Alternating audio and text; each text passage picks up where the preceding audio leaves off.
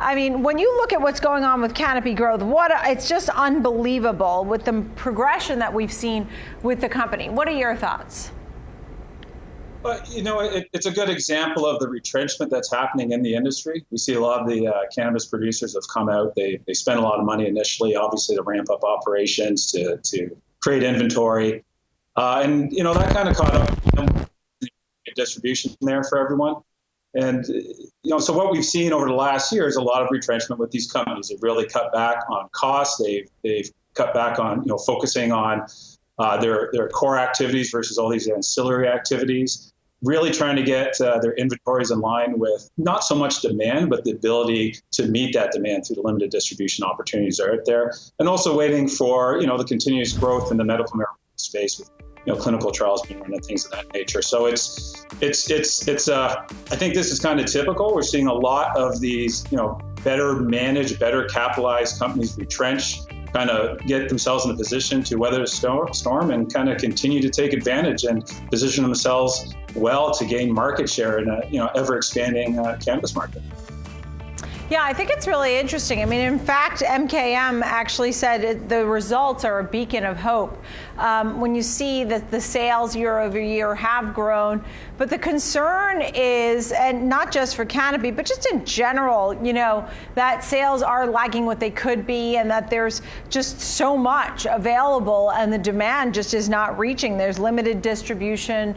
What is the growth potential for the group? I wanted to take a look also at the ETF MJ, but what is the growth potential for this group? Because you obviously have some legal hurdles. Yeah, that's a large part of the business plan execution is not having a clear grasp on the regulatory environment. I mean, we've seen that in the U.S. as a great example.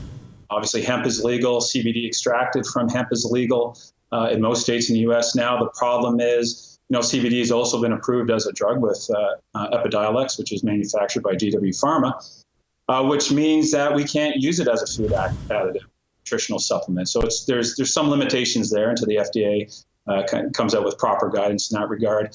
On the global distribution side of things, you're right. There is a lag. It takes a lot of time to build out the distribution. It takes a long time to educate physicians on what they should be prescribing. In Europe, particularly, they're looking more at derivative forms and clinical trials to back up those medicines. So it is going to take a while for them to build into that. But at the end of the day, there's a little bit of a disconnect between investors and what's actually happening out there. We see this a bit of a mix-up with earnings at the company level, and obviously a lot of that has to do with some goodwill write-downs and things of that nature. But at the end of the day, cannabis sales globally have grown almost 40% last year. I mean, we went from about $11 billion in sales in 2018 to $15 billion in sales globally by the end of 2019. So we're seeing nothing but good news from how the whole industry is growing. We're not even, fully launched across the world yet. We're seeing massive growth. Generally speaking, it's a new industry. It's going to take a little bit of time to fully take advantage of that.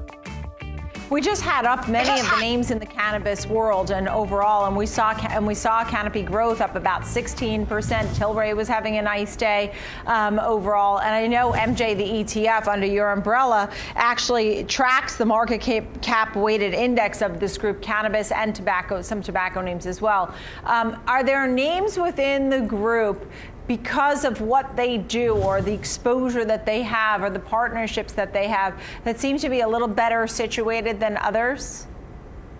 Yeah, 100%. I mean, there's obviously, with every new industry, there's a lot of money getting behind a lot of these companies looking for the next Amazon, the next Google, what have you. But, what we've seen is a number of these companies like Canopy, like Cronos, like Tilray, where they actually have had partnerships come in behind them. And that's definitely helped strengthen either their balance sheet in most scenarios, or in some cases, obviously giving them that extra distribution opportunity. We've also seen companies like Aphria do a really good job. I mean, they had to raise capital recently, and it's a very well-managed company. They have everyone signed over there running everything. They've been able to raise capital in a non-dilutive way. So we're definitely seeing a number of these companies that again, have retrenched. They have strong balance sheets. They have good management. They have great distribution opportunities. They have global scale, and they're doing a great job. The other thing that we're seeing a lot of opportunity in is it's sometimes better to make money selling picks and shovels than it is to mine for gold. And so when you think of that, don't forget about the ancillary companies. It's not necessarily the companies that grow cannabis. We also have to look at companies like GW Pharma. I mean, if you look at them year to date, they're actually up. And that's because they're making pharmaceutical products with cannabinoids. Corvus Pharmaceuticals is another one. They don't use plant-based cannabinoids, but they're looking at synthetic ones. You can also look at companies like Scott's Miracle-Gro, which they have research partnerships with certain cannabis growers, and they're using that to develop new growing mediums, canopy lighting, to be used not just on an industrial scale, but also to sell to residents that live in the provinces in Canada and the states in the U.S. that can actually grow pot legally at home. So it's more than just, although MJ is primarily the companies that grow cannabis and cultivate cannabis, we also have significant exposure to a lot of these other companies that are ancillary and benefit.